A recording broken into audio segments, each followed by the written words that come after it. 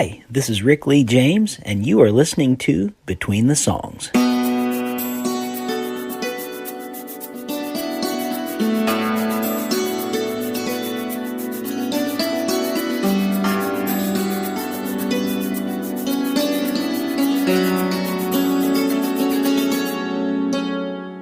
Welcome to Between the Songs podcast. It's a podcast where we dive deep into the music of Rich Mullins and a lot of the things that he said in between his songs. And the goal over the years of this podcast is to go in depth into his albums. But lately, we've been going off into other directions. So we're happy today to have an episode that features an interview with Rick Lee James, who recorded a song of Rich Mullins's that came early from his career, and that was rewritten by a few fellow songwriters, but he put it on his album called Thunder. So we're happy and pleased to have him on the podcast today. It kind of features a look into that album and to some of his work, and is how he's been inspired by Mullins in his career. But I haven't even welcomed my co-host here yet. Hi, Joe. Hey, Chris. How's it going, man? I'm doing okay. Every morning I wake up and I curse the people that have given us daylight savings time. So that's when we're recording this. And so I'm just in a brain fog all week, but here I am. It's that time of year again. Yeah. You live in Florida, and I've heard that some of your good government representatives are going to put forward a bill that maybe gets rid of daylight savings time. But is that true? Have you heard of this? I don't know if I'd say good representatives, but they are talking about it. If they're good, if they get rid of this practice. Anyway, we're here to talk about Rick Lee James, and then I think we're kind of excited to talk about some other Rich Mullins based news that we have going on. Yeah, there's been a lot happening the last couple weeks in the world of Rich Mullins, and So we'll talk about that. Here's what's funny about this episode. Actually, maybe this is your joke. I don't want to step on your joke. What's the funny? I'll set you up, Joe.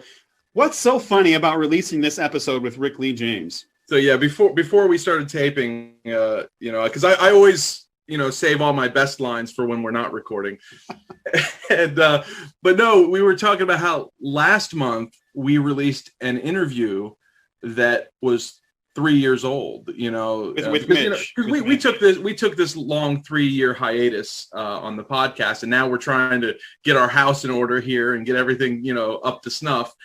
And so we released this interview with Mitch McVicker that was 3 years old, and this month we're releasing an interview that we should have done 3 years ago, because we're promoting a song that's now 3 years old. But actually, though, that's not fair. The song is much older than that.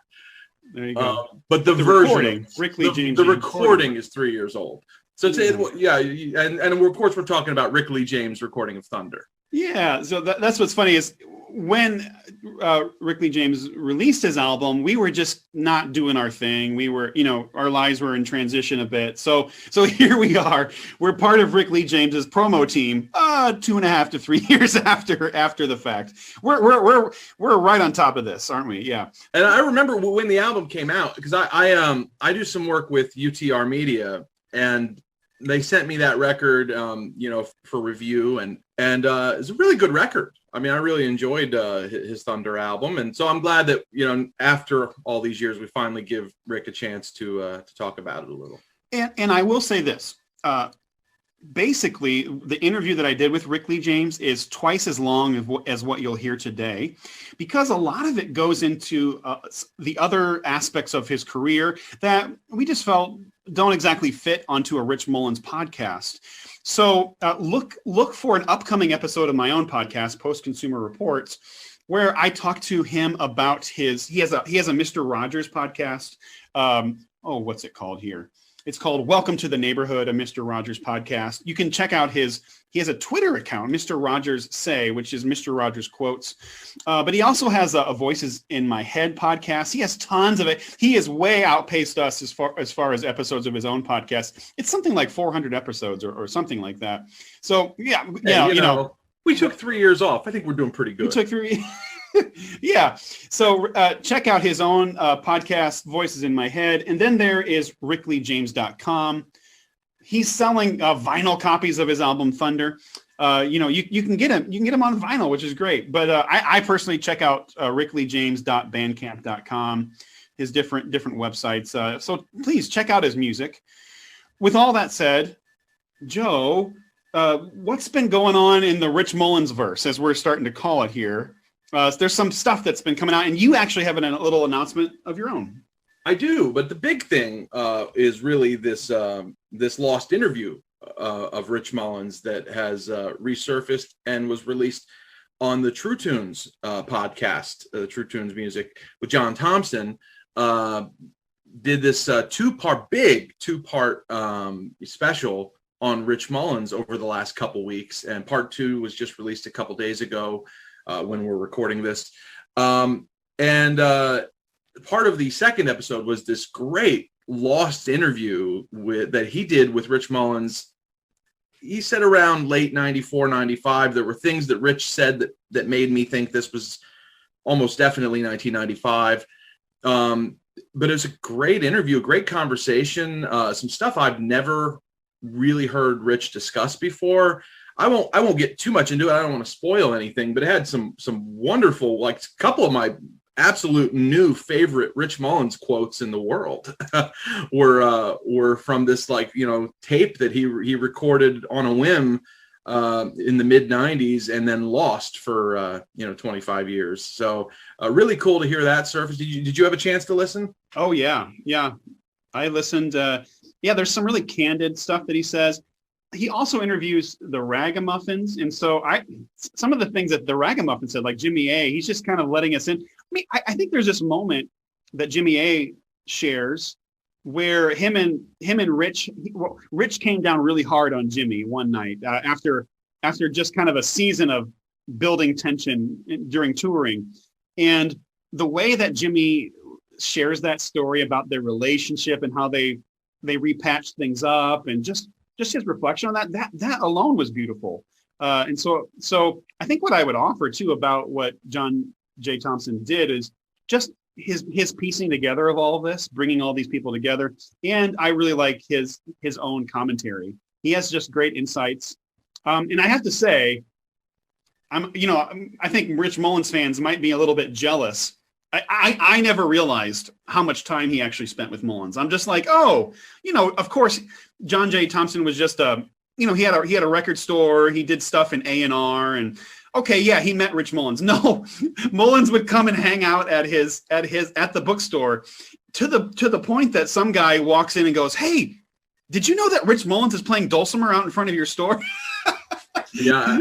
And John Jason Thompson's like, "Yeah, I know." He didn't actually say that, but just the fact that happened, I'm just like, oh, okay. So he had a true relationship with Mullins. Yeah, and spoke with Rich the last day of his life. I mean, that's crazy. And had a story about that was really something else. And it's, definitely. So if you're listening to us right now and you haven't listened to that, and I can't imagine that you're listening to us and you haven't listened to that, but if you haven't, definitely check it out because it was really, really good. And John J. Thompson, it's like he's releasing an actual Marvel movie, and we're like one of those side cable Marvel shows. Now, I should point out that we were releasing lost Rich Mullins interviews before it was cool. Oh, wait. Yeah. Okay. And there is one on our podcast that we released 3 years ago that people, if they haven't heard, should go back and listen to. Yeah. So we did unearth. We were releasing unreleased Mullins interviews way before you, John J. Thompson. We were trendsetters, but just like we were just ahead of our time, and that's right. But hey, what you gonna do? Okay, what about your own news? My news is sort of tied in with his podcast because this is coincidentally, whatever you want to call it. In part 1, they talked about a concert. The Ragamuffins discussed this concert. Jimmy in particular brought this up, and I believe Mark and he talked about a concert in Texas in the early 90s that they played. And at that concert, Mark Robertson met Rich Mullins for the first time. And it was I can give you a little background on it. It was a concert. It took place on March 14th, 1992, and it was at a place called the Bronco Bowl. Coolest name ever. Great name. I thought, well, wow, this is awesome. This, like, Rich played like a football stadium. Like, what is this? And then I Google it. It was a bowling alley, and but a really cool bowling alley. And apparently, this was this venue was a really popular concert venue in Dallas for years. I mean, going back to like the 40s. It is no longer there, but Rich played a show with Margaret Becker and Rick Elias at the Bronco Bowl, March of '92. And Rick Elias had already known Rich, but Mark was playing in Rick's band, opening for Rich. And that's the first time that they ever met. Jimmy was playing with Rich. So this was the first concert ever where 3 of the Ragamuffins played on the bill with Rich Mullins. So it's kind of a historic night. They talked about this concert a little bit through a series of strange circumstances. An audio recording of this concert has come into my possession. So a friend named Rick Starr, big Rich Mullins fan, music fan, great guy, had recorded this concert in 1992, and he's had the cassette tape ever since. He's been telling me about this tape for years, that he had this concert. I don't believe either one of us had any idea that this concert was so important to the Ragamuffins, historically speaking. Just that he had been sitting on this tape, as well as a couple other recordings that he made of Rich shows. And so he's been telling me for years, I'm going to get this concert to you, and never got it. Our friend Andrew Montanera is good friends with Rick Starr, and actually visited him recently, and Rick gave Andrew the tapes. So Andrew then goes home and he digitizes them, and he sent them to me, and Rick has donated these recordings to Ragamuffin Archive. And so as we release this episode of this podcast, I want to encourage people to head on over to Ragamuffin Archive on YouTube, because we are also simultaneously releasing this Lost Rich Mullins concert from March 14th, 1992, Rich Mullins live at the Bronco Bowl in Dallas. So so people should go head over there and check it out. This is the confession of the church for generations and generations. In the midst of all the issues that I get caught up in, sometimes I have to get up by myself and repeat this to myself just to remind me of what I know is true. Sometimes when I'm alone, I say, I believe in God the Father Almighty, maker of heaven and earth, and in Jesus Christ, his only Son, our Lord, who was conceived by the Holy Spirit and born of the Virgin Mary, suffered under Pontius Pilate, was crucified, dead, buried. He descended into hell. On the third day he rose again from the grave and ascended into heaven, where he now sits at the right hand of God the Father Almighty. And from thence he shall come to judge the quick and the dead. And I believe in the Holy Spirit and in the Holy Catholic Church, in the communion of saints, in the forgiveness of sins, thank God, in the resurrection of these bodies, and in life everlasting. As we get into our Rick Lee James interview, we should add that we've been putting up our episodes of Between the Songs onto YouTube, onto the Ragamuffin Archive as well. So our Rick Lee James episode will be up there along with this new live recording of the Mullins concert, live at the Bronco Bowl. So we're so glad that you joined us today, and we hope you enjoy this in-depth interview with Rick Lee James and his album and the song Thunder.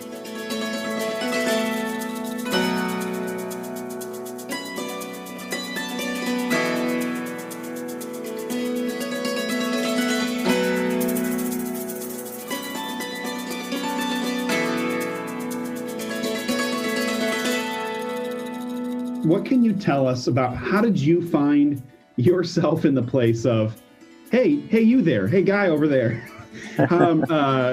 Would you consider recording a Rich Mullins song that's never been properly released? It's never been put on an album. And so how did you find yourself in that place? Yeah, well, I think it first started when I had some songs published with Lifeway Worship in Nashville a few years ago. I did an album called Hymns, Prayers, and Invitations. And I was in the office in Nashville at Lifeway Worship. I had come to town for a meeting or something. I can't remember exactly why I was there right now. But one of the publishers there, his name was Randy Cox. And I was sitting in the office with Randy. And come to find out, Randy was Rich Mullins' very first publisher. So back in the day, he was the first guy to publish Sing Your Praise to the Lord from Amy Grant. You know, he was the one that took the song to Amy and got it published. So nobody had ever published a Rich Mullins song before that. And Randy was the guy. Randy was the publisher that got my songs. He and Craig Adams and several of the guys that were working at Lifeway Worship at the time were instrumental in getting several of my songs published with Lifeway Worship. And we ended up doing this album, and it was fun collaborating. And so I'm sitting in Randy's office, and he's sharing all these Rich Mullins stories with me. And I was a big fan of Rich Mullins. I had loved his music. Most of us who write songs and have been Christians, we've kind of, all been Rich Mullins fans for a while. And it was just fun. I thought, man, this is like a treasure, getting to hear these stories. And then at some point he said, and I've got, a couple dozen songs that nobody's ever really done anything with, that Rich Mullins had written, and they never got recorded. He passed away. And, Rich's co-writer, Lowell Alexander, who wrote a lot of songs with Rich, he kind of rewrote a lot of these lyrics, and they're ready to be recorded, but we're looking for some artists to do it. And he said, so I'm hoping in the next, couple years here, maybe around the time of the anniversary of his death, maybe we can get something together, maybe like a tribute album or something. And I said, well, great. I hope that all works out. I'd be excited to hear some of them. And so I remember going back home and telling my wife, I live in Ohio, so I've got a 5 or 6 hour drive, back to Ohio. Some time went by, and I started getting some emails from Randy, and hey, I wonder, would you like to hear some of those songs? And I said, sure, I'd love to hear some, and they were good songs, I got to hear several of them, that I had never heard before. And then one of them in particular that I really liked was called Thunder. And it just was like, man, to me, it felt like if I ever got to record a song, like this would be the one, just personally, that felt like this would be the one, because it just feels like in a groove that I feel like I would have fun playing, that would be fun. And I told Randy, I said, this is a great song. I hope you could find somebody that would like to record this one. And he wrote me back like the next day and said, well, I know you're getting ready to do a new album. Would you like to record it? and I was like, yeah. I mean, it was really as simple as that. Randy had been a friend for a while, and this had been, a couple years after that initial kind of sitting around talking about Rich Mullins. And I couldn't believe it. And so around the anniversary, I think it was the 20th anniversary of Rich's death, they had released a book called, I believe the book was called Winds of Heaven, Stuff of Earth. I've got a copy of it. And I ended up Andrew Greer. Andrew Greer, another took on that. Another good friend and co-writer of mine, Andrew Greer, and I ended up in Nashville for that book release. And at the book release that night, Randy announced that I would be one of the people recording one of those lost Rich Mullins songs. And so it was a really exciting time. So in the next couple months, I ended up at Old Bear Studios in Buffalo, New York, and ended up doing this completely independent project, which we ended up calling the album Thunder, and that was named after the song by Rich Mullins, Thunder. And so the song was it was originally written back in the 70s, but the rewrite was done by Lowell Alexander and Phil Nash, and so the version that we did was quite different than the shape it originally had back in the 70s. But I really like it, and I like how it turned out, and so it was just really amazing. I'm still I feel very honored that I had a chance to just kind of be a small part of that legacy. So that, I guess that's kind of how it all happened. So. Yeah, I want to talk a little bit about the song composition in just a little bit here. It sounds like that Randy Cox had some ideas of maybe we could do an actual full album of some of these redone songs, and did that just never quite come together? I know they released the one song with Matt Mayer. He recorded a version of another song, and is there anything that you know about that just not coming together? Yeah, they've just not, from what I understand, there just hasn't been a lot of interest in the industry for kind of doing another sort of tribute album or anything like that. I don't know if they just feel like it wouldn't sell or what. Okay. I didn't know until after the fact that a lot of people don't really like the changed versions very well. I hadn't really heard the original version of Thunder until kind of after the fact, and then there's kind of a camp of people that didn't really like that it had been changed from its original version, because it to be honest, it's a lot longer in its original form, and it very much sounds like it's of its time period. You know, if you can actually go online. There's a sweet lady named Beth Snell Lutz. She's an old friend of Rich Mullins. She's been with him since Bible college days in Cincinnati Bible College. And Beth reached out to me just before I went to record the album, and she said, "Hey, just so you know, like that isn't the original. You know, like I've got lots of tapes of Rich, and you know, you might want to hear what it originally sounded like." And came in when the prophets had gone time, being so inspired, never being heard, coming on to a world confused and shattered. You gave this earth back her sense of her own world. You sang to her, and you comforted her people. You brought down the sweetest sound she'd ever heard. They walked with you when you dwelt among the humble. I wish I could have been there to her. You know, it was of its time period. You know, it was the 70s, and it very much sounds like a 70s song. There was a lot more verses, and it had, you know, different choruses, and it probably wouldn't have had it wouldn't have had maybe the same appeal to me, you know, the way it was without Lowell Alexander kind of, you know, making it a little more, I don't know if I'd say radio ready, but a little more palatable, I guess, for the ears for how it was. But I think there's a camp of people that just are purists and don't want them changed at all. They want it exactly the way it was. And I can appreciate that totally.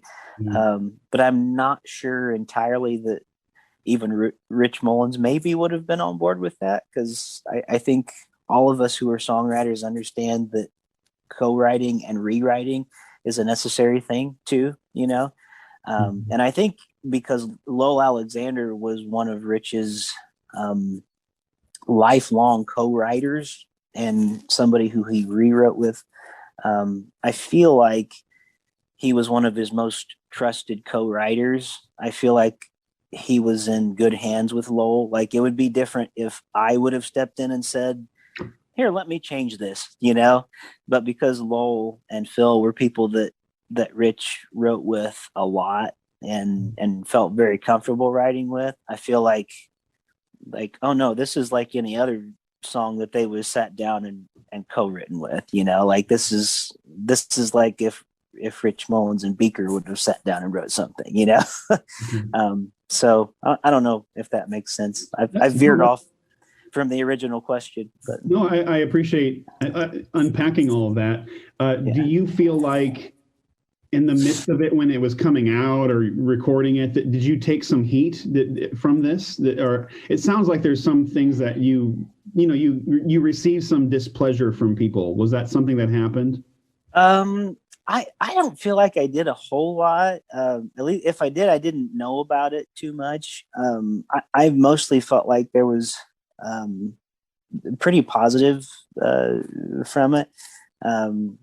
If there was any, I mean, it was kind of slight rumblings from people, but they were kind enough to come to me and voice their concerns if they did say it. Like, I didn't feel like there was any I didn't feel like I was being trolled online or anything by people.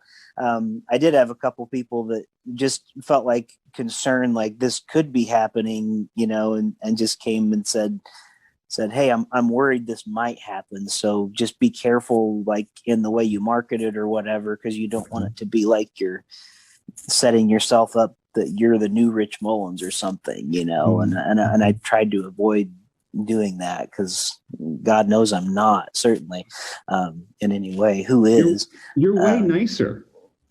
Well, I don't know about that, and I never met Rich Mullins, but that's probably the case, but who knows? Okay, so I have a quick question about you said something that I really something clicked when you said about when you first heard the song Thunder and you were like, oh, I think I like that song.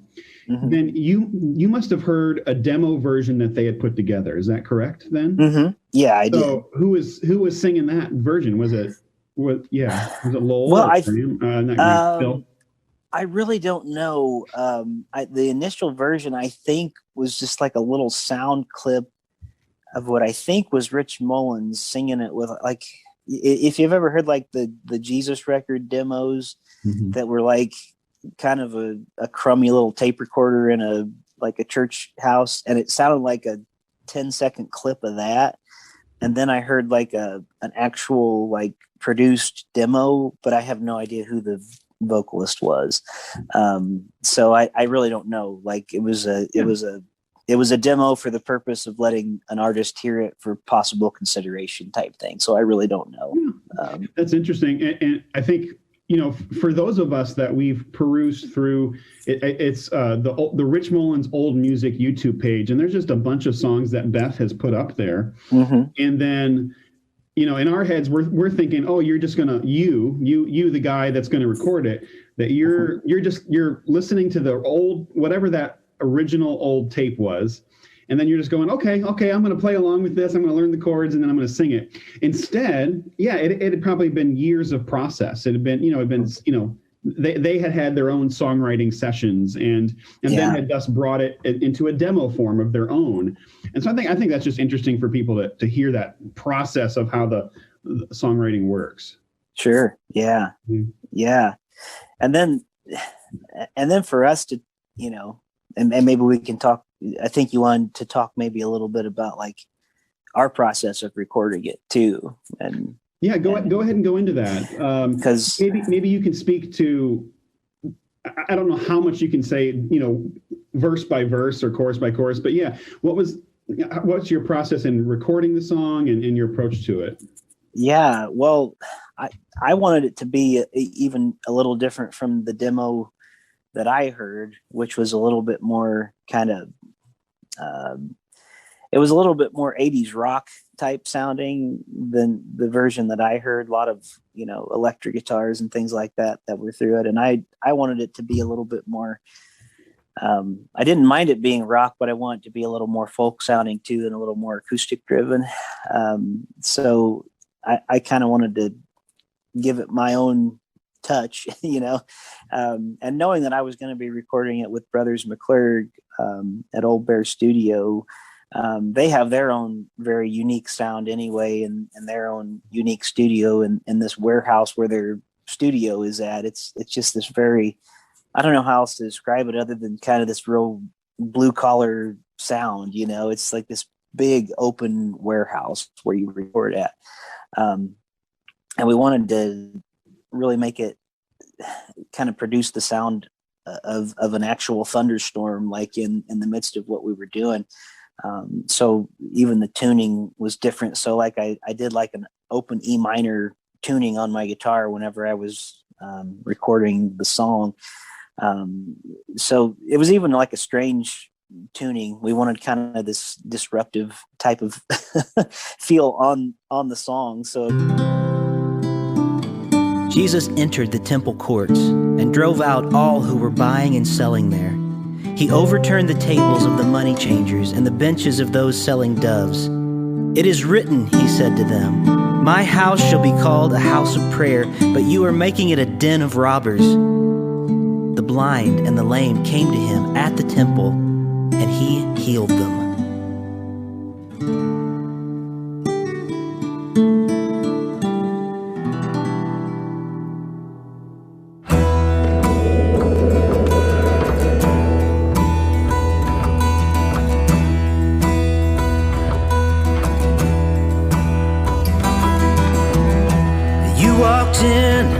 When the prophets had grown tired of being so inspired, but rarely being heard, coming on to a world confused and scattered, the silence was shattered by the power of the word. It sounded like thunder when you cleared the temple. It sounded like thunder sometimes when you prayed. Incredible wonder when the veil was torn in glory. It sounded like thunder when the stones rolled away. It kind of starts out with this reading, that the song is just me playing a classical guitar on the beginning, and then the narrative of Jesus entering the temple and turning over the tables and of the money changers, because that's what the song, really is talking about. And Jesus walking in, and when the prophets had grown tired, and it talks about overturning the tables. But the thing that I found that was interesting in that Bible passage that we often overlook is if you continue on in the temple narrative, it ends not with Jesus flipping tables, but that temple narrative ends with Jesus healing people in the temple. It doesn't end with wrath; it actually ends with healing, and that's really where the song goes too. I mean, it comes to a point of the thunder of God comes to a place of redemption, not a place of wrath, and so that's really what the song ultimately is about. So it's it goes from like a place of acoustic guitars to a place of literally we had this, I don't even know what it is exactly. It's a thunder maker that they had in the studio. I remember Chris Hoisington, the producer, he's in there. It's like this little can that he's pulling this string on, and it makes this like thunder sound. You can hear it in the background. It's this, making this noise. And you got Jeremy Thompson playing lots of electric guitar stuff just on the choruses.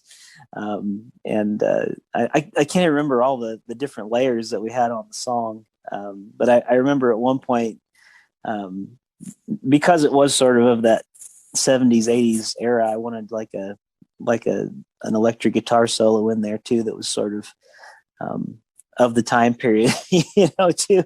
So I was able to, play an electric guitar solo that kind of fit in to something that I felt like would be of that era and time period. But it was just kind of a fun kind of a exercise in layering, several different sounds into one. And one thing about Rich Mullins' songs,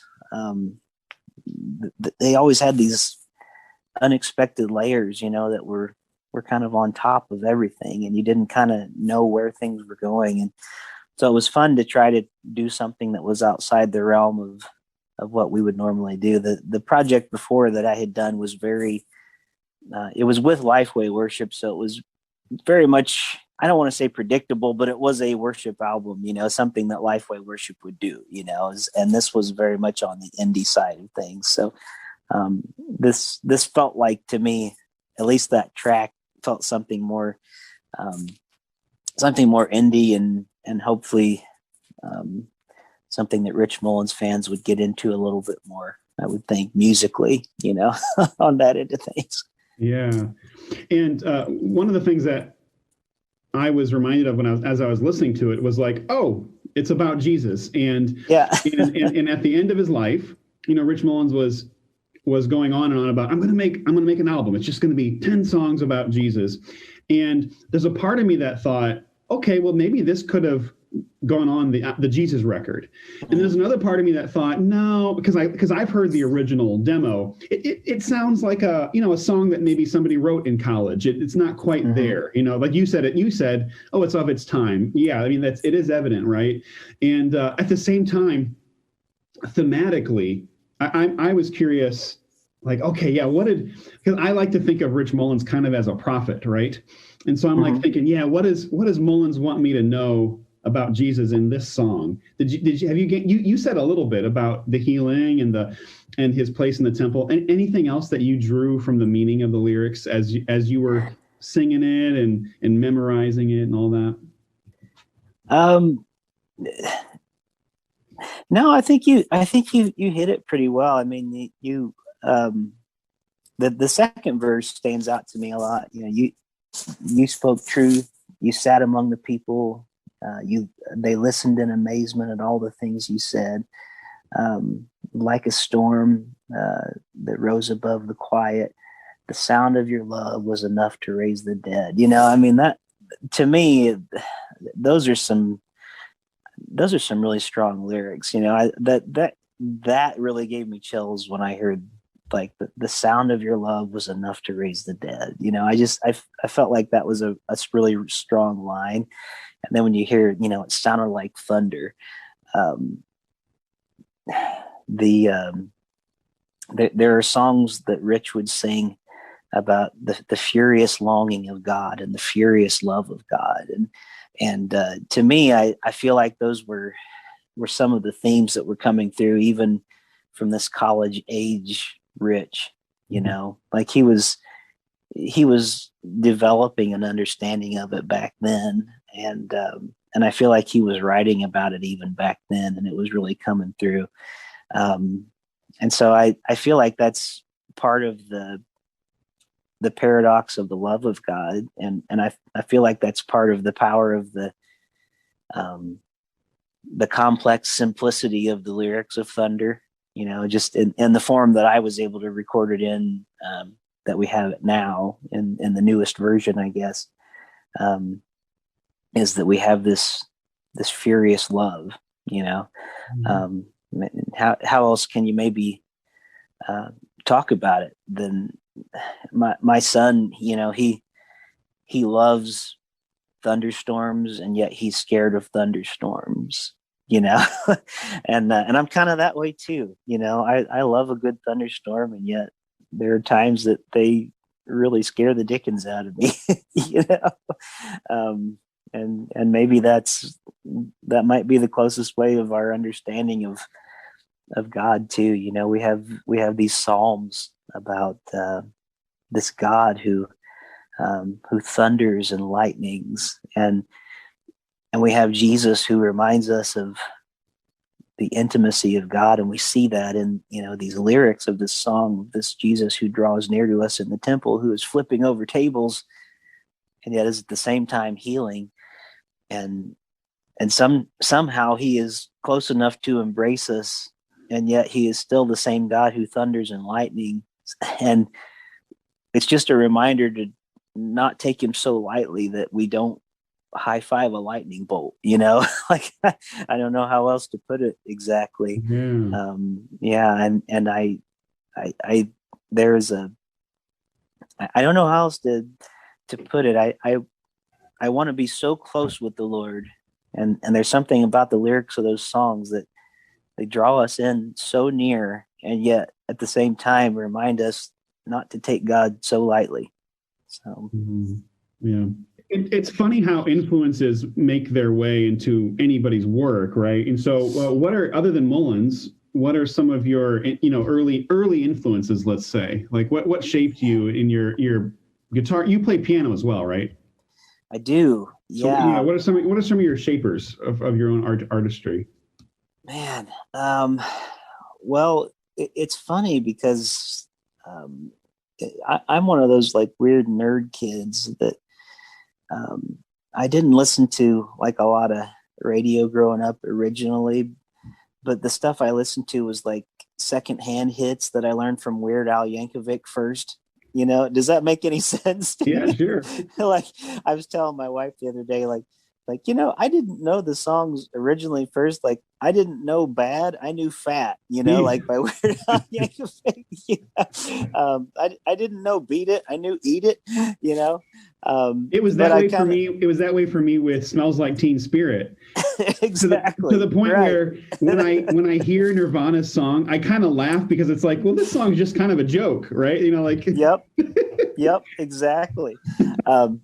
Yeah, exactly. And that was kind of the way it was with me. So in doing that, it's funny how kind of parody songs like that, but I learned a lot of different genres that I really love. I'm a big fan, writing wise and musically, of like Bruce Springsteen, and I've been enjoying that he has a new podcast out too, and so I've been enjoying listening to some of that. But I've learned that he's both a really good, solid guitar player and writer as well. And when I was in high school, actually country music was kind of in its heyday, really big. So I started learning to play guitar around that time, and I got really involved in like learning how to do country guitar solos. So people like Vince Gill became really big influences on me, and people like Ricky Skaggs. So for a while there, I was really into like that whole, I guess it would be like the mid 90s country artist scene. And then people like Brad Paisley, who were just these amazing players, really, I always tried to emulate them. I'm nowhere near the players that they are, but I always wanted to emulate them. But then it kind of just anybody with a guitar, I just became a fan of. There's really incredible instrumentalists, that people like Pete Thorne. I don't know if you've ever listened to him before, but incredible like metal instrumentalist Pete Thorne, just out of this world. He has this album that's several years old now called Guitar Nerd. It's just like melt your face metal electric guitar playing, just incredible. Phil Keaggy, of course, an influence on me. Really like him a lot. Of course, Stephen Curtis Chapman. He actually was the one, maybe one of the only ones that got me into Christian music before Rich Mullins.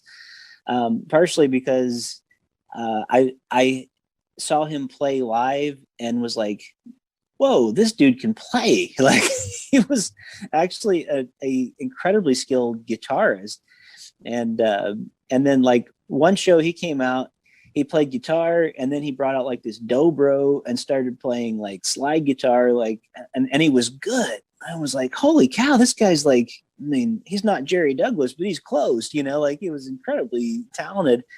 And I couldn't believe like the just the skill level, you know. And I thought maybe there's something to, like, maybe you can't be a Christian musician and be incredibly talented, you know. So like some of my influences growing up around the Nashville area, like my guitar teacher actually was a Grand Ole Opry staff player. So a lot of my influence came from watching a lot of those guys live. So yeah, so a lot of it was like people like him telling me who I should listen to.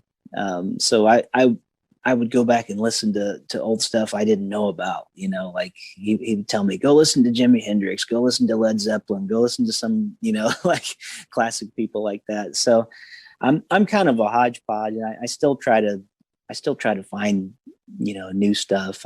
Those are some people I guess I really like. And I'm terrible with that question because I'm always in the middle of somebody that I like, or, you know.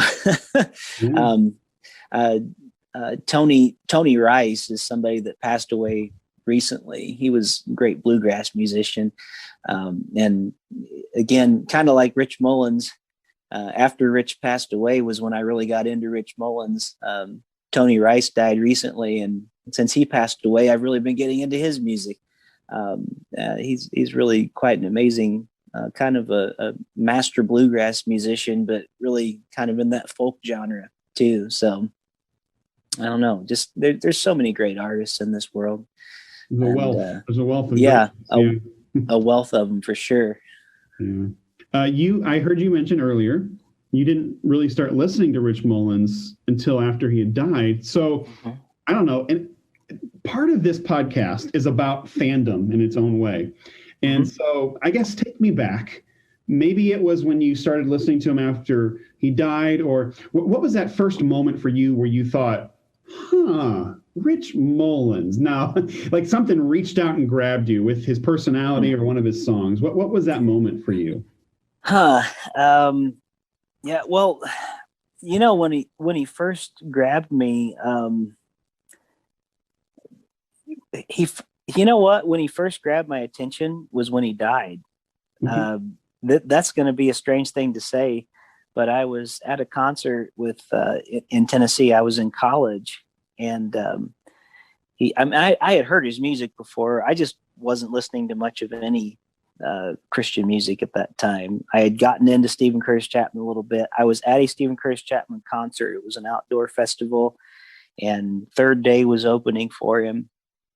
And Third Day was just about to take the stage, and they came out, thousands of people at this festival in Nashville where I was, and they just came out and made the announcement, and they said that Rich Mullins had been killed in a car accident just a few hours earlier. And this kind of joyous festival, all of a sudden, like this hush came over the crowd. I mean, it was like, whoa. You want to talk about a moment of like lament. And one thing I did know was my roommate was a fan, and I kind of heard Rich Mullins music because of him. And I knew that Rich Mullins had played on Third Day's first album, and Third Day came out and just started singing Rich Mullins songs, you know, and they started singing, "Oh God, you are my God, and I will ever praise you," and things like that. And I started like recognizing some of the songs that I probably didn't realize were even Rich Mullins's songs, you know, at that moment. And I think just because like in that moment, and then the whole rest of the evening, like Third Day did some of their songs, and then Stephen Curtis did his songs, but the rest of the night kind of became a Rich Mullins tribute night, you know, in some ways, because people started telling stories about Rich and his focus on heaven, and kind of how much they started going through his lyrics and stuff and talking about just, you know, the way he kind of longed for home and different stuff like that. It kind of got me into him a little bit, kind of like I need to investigate more about him. Like I didn't really know much about him while he was alive. So I just kind of started diving more into the Rich Mullins rabbit hole, I guess I would say. And it was the Jesus record that kind of got me on board. Because it came out pretty quick after he died. And of course, I'm a college kid, so I'm borrowing. Something about living in a college community. Everybody's got everybody else's CDs. So at that time, we weren't really doing MP3s and stuff yet at that time. So we're kind of borrowing everybody's albums. So I've got the songs CD where he's, covering his face with both of his hands, and just some really powerful songs on that album. And then there's songs too that comes out, and I'm just like, man, there's such a wealth of songs that are on here. So I get a job as a youth pastor, and I just have a really tough first assignment. And I'm telling you, it's like the songs of Rich Mullins were like keeping me alive in ministry at that point. And anyway, yeah, his music just really was speaking to me in some amazing ways. I mean, the songs were just like, that was like the moment when he died. Like, I remember just being among so many people, and it like drove me to start knowing more about him. So that's probably really kind of a funny thing to say, but it was just like being impacted in that moment by so many people there that were so impacted by that moment. And I just kind of remember thinking like, wow, if so many people were so affected, by this one guy, who potentially could have even been there playing that night at this festival. I mean, he could have possibly been, he just wasn't, booked there at that time. So, but do you mind if I share a story though? Because this is actually one of the stories that I actually pulled out of that book, Winds of Heaven, Stuff of Earth.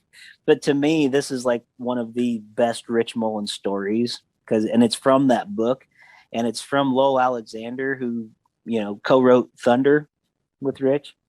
So if you don't mind, this is one of my very favorite Rich Mullins stories. Not long after Rich's record Pictures in the Sky had released, he and I were driving through Nashville, headed to a church where he was to perform that evening. As we were winding our way through a crowded traffic situation, a man in a rusty Toyota sped down the ramp, nearly sideswiping us. The man's face was next to the passenger side window of our car, so Rich and I both caught a front seat look at the road rage offender. He had a ruddy complexion and a tattered jacket pulled up around his neck. A cigarette dangled from his mouth like some old B-movie villain, and his recklessness caused panic on our little portion of the freeway. After the shock of almost being pummeled, we looked up, and the man was right in front of us. My initial reaction was to follow him and beat him like a rented mule. Rich must have felt similarly. Amid the chaos, I looked over and saw the writer of Sing Your Praise to the Lord lean up on the dashboard, taunting the weathered driver, who was now watching us through his rearview mirror. Rich, with his first and second fingers positioned as if he were smoking, was pulling the invisible cigarette frantically to and from his mouth, mocking the reckless driver. Then, as the Toyota sped away, Rich sat back in his seat, and a quiet hung heavy for the next mile or so, until he spoke the words I will never forget. Out of the silence, I heard Rich say with that familiar Midwestern accent, "I know that was Jesus." He sighed and looked so sad at that moment, as if he had failed a test from God himself. As he stared out the window, he said it again, as if growing more disheartened. "I know that was Jesus." We sat in silence for the rest of the drive. In those few words, he had simply and profoundly summed up so much of the gospel. Rich knew he had failed to consider that man as Christ would have considered him. I also failed that day, but took away a lifetime lesson. Rich's words showed me a person serious about sculpting away the ugly edges of his life until only a work of art sculpted into the image of Jesus stands. That experience still resonates in my heart, begging me to be quicker to show mercy rather than anger, to exhibit love to those who offend me, to forgive as I would want to be forgiven, and to extend charity to my enemy. What a different world this would be amidst all the vitriol and acrimony if we could kill our pride and just act like Jesus. So That's one of my favorite Rich Mullins stories. What I like about that is the challenge of we're inspired by that moment in his life, but it's also a moment of his own failure. Yeah, right. Exactly. So it's not this saintly thing. It's more like, oh man, I missed it a little bit. Mhm. And so that desire, that pushing those tensions within himself, Yeah. Yeah. Yeah, truly. Well, thanks for sharing that. You bet. Yeah, and for me, I got a lot from him from listening to different interviews and different transcripts, and so it's great to hear other stories, right? Other people share new stories that you've never heard before. Yeah. As we wrap up, can you share what's on the horizon for you as an artist? Maybe this is two questions at once, which is, you are always balancing your the ministry side of your life in your local church with, hey, I'm trying to do my music career and the artist side of my life. Can you share a little bit about how you balance that, but also what's next for you with your music? Yeah, well, I actually am starting. I just started yesterday. I've set up a home recording studio, and I'm trying to learn that a little bit because I've got some new music I want to record. So even this morning I was downstairs trying to record a new song.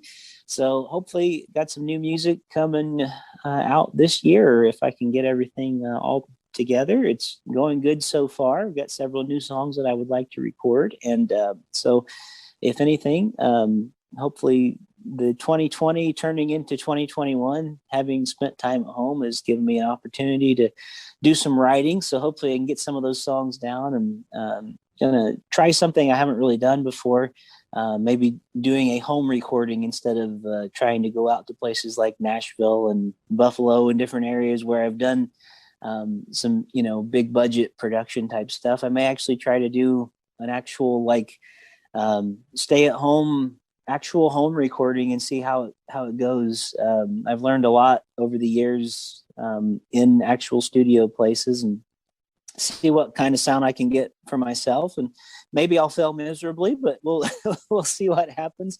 But I'm enjoying the process of kind of learning how to do self-produced stuff. And in the meantime, I've put out some new music. I recently did a new music video, kind of a lyric video, but also it actually is kind of a very pretty music video for the song.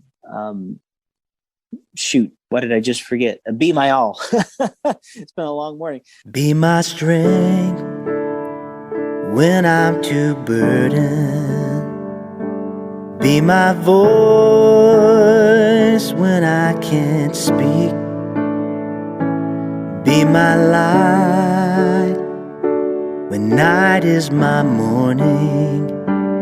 Be my sight when I can't see.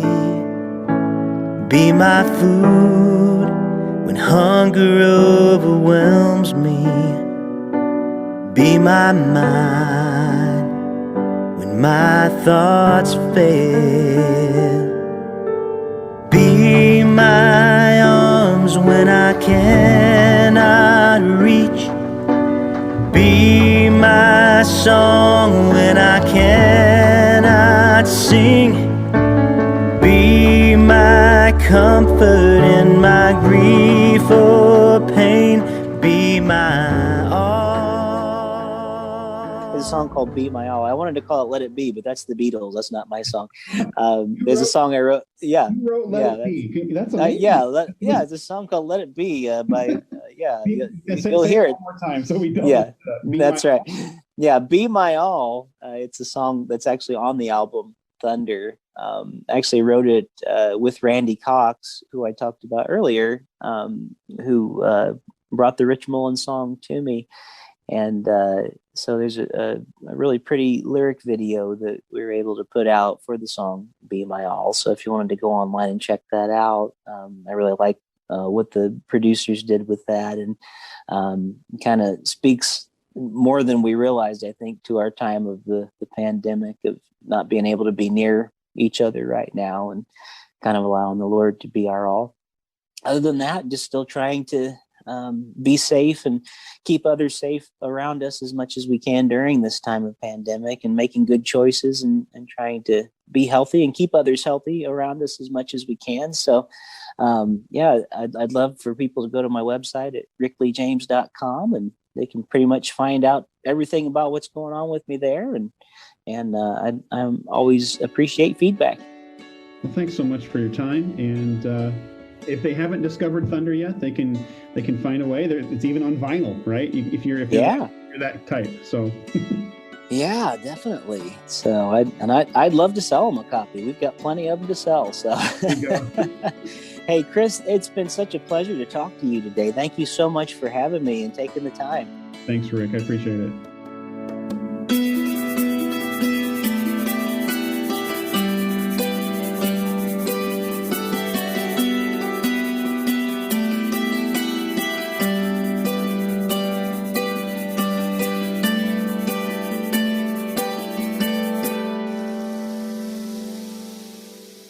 We would like to thank Rick Lee James again for taking the time to talk with us, to share with us about his own influence of Rich Mullins on his life and all that went into the recording of Thunder, both the song itself and the album.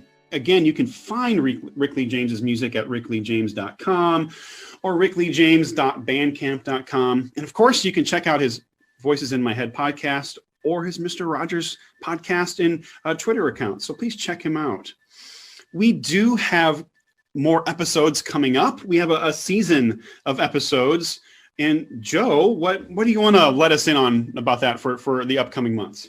Okay, so in a couple weeks, we're going to be hitting what is the 2-year anniversary of the passing of Rick Elias. You know, Rick, of course, the one of the founding members of a Ragamuffin band and a great solo artist in his own right. And but a good friend of Rich Mullins and comrade of his. And so Rick passed away on April 2nd of 2019. And we have really been talking about this for the last couple of years of how we've wanted to pay tribute to Rick on the podcast. Rick actually, a lot of people don't know it, had intended to come on this podcast. I had a few conversations with him about it. He was excited about doing it, but because of his health, it just never happened. But we had sort of committed to him that we were going to do something highlighting his music, and we really wanted to make good on that promise, and the time just seemed right for us now. So we're going to be doing a series of episodes over the next several months where we highlight Rick Elias and his solo music in particular. We're going to go through each of his albums and just have a kind of a discussion on the music, maybe a few surprises here and there.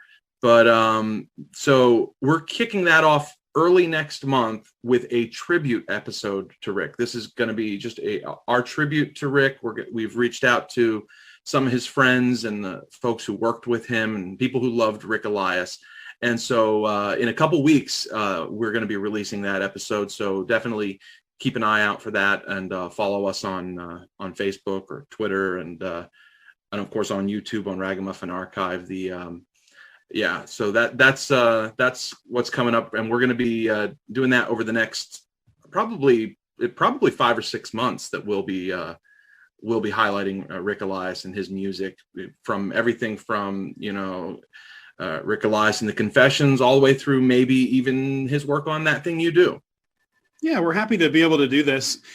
One of the things that always gets talked about with Rick Elias is living in the shadow of Mullins. And so we're happy to let him just shine on his own with his own work. I mean, his albums actually got put in the top 100 of the famous CCM list of top 100 albums or whatever. Rick Elias's work, it stands up on its own. And so it's there. So we're just happy we both enjoy his music on its own. So we're happy to be able to just take some time and kind of do a dive into his own work. Yeah, he was one of the unsung heroes of CCM. So thanks, everyone. Thanks for listening this week. Again, check out Rick Lee James, his own work, and have a great time, and we'll see you next time.